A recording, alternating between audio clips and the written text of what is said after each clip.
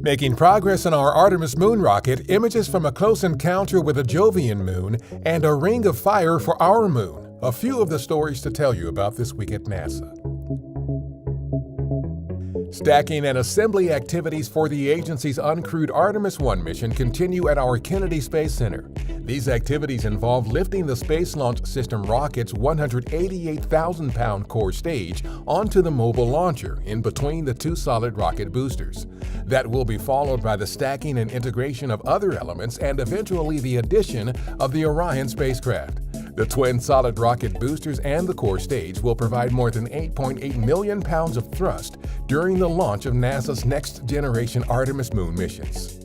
Our Juno mission sent back images after its June 7th flyby of Jupiter's moon Ganymede, showing remarkable surface detail, including craters, distinct areas of dark and bright terrain, and features possibly linked to tectonic faults.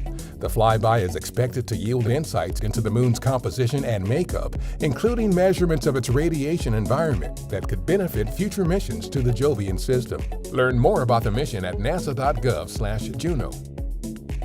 On June 10th, people across the Northern Hemisphere had a chance to experience an annular or a partial eclipse of the Sun. Canada, Greenland, and northern Russia experienced an annular eclipse during which the alignment of the Moon, Sun, and Earth are such that there appears to be a ring of fire around the Moon. Elsewhere, including in parts of the eastern U.S. and northern Alaska, the Moon only blocked a smaller portion of the Sun. Find out more about eclipses at nasa.gov/eclipse.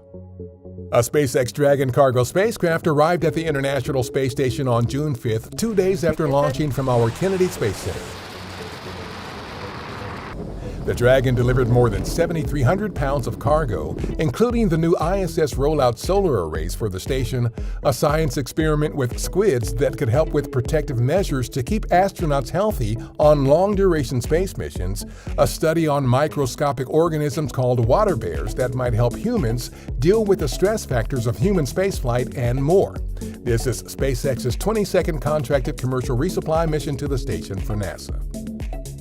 On June 9th, NASA announced that two teams of scientists from the Wake Forest Institute for Regenerative Medicine in Winston-Salem, North Carolina, are the first and second place winners of the Vascular Tissue Challenge, a prize competition to grow and sustain functioning human tissue in a lab.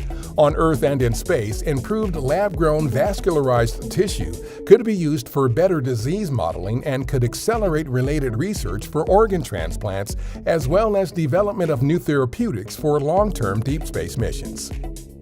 The NASA TechRise Student Challenge is a new STEM education-based competition that will kick off for the 2021-22 school year for teams of 6th through 12th graders.